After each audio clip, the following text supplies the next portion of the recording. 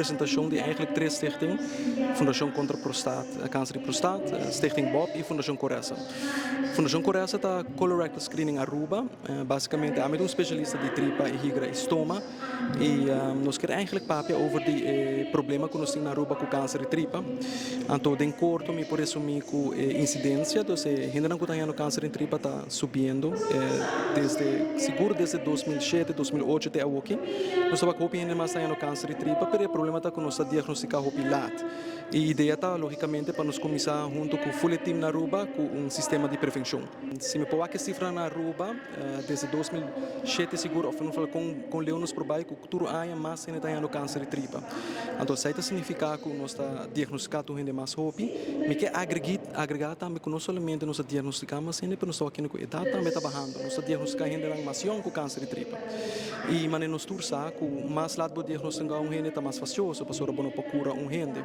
Nossa mortalidade na Aruba está hopi alto, nós tem cifra que mostra que a mortalidade na Aruba está quase 2 para 3 vezes mais alto que a Holanda. Então, basicamente, vez mais, isso significa que nós está hopilato, nós está diagnosticando hopilato.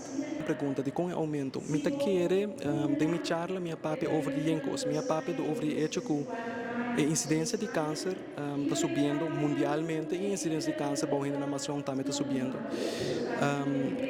Estudo científico mostra que a razão que o câncer de tripa está virando mais rápido é piada nas maneiras de viver, nos lifestyle. Você nós está comendo diferente, me está vendo que o tempo não passa, nós vamos a abuelo que come mais riba, tem cunuco, coisa mais orgânico, coisa mais razão, pero agora que você nós está compra roupa mais coisa de empaque, de bleque, nós está come diferente. Nós temos outra vida, nós está trabalha, nós está sempre pura, comimento de comida processada, ultraprocessada, junk food, etc. E logicamente é vida sedentária, não? Menos exercício está significa que o risco para ganhar qualquer maleza de coração, maleza de rião, câncer está muito mais alto. É vida sedentária, é maneira de comer, é maneira de viver. Certo? Onde a razão não me quer mais grande com a incidência de câncer que está subindo.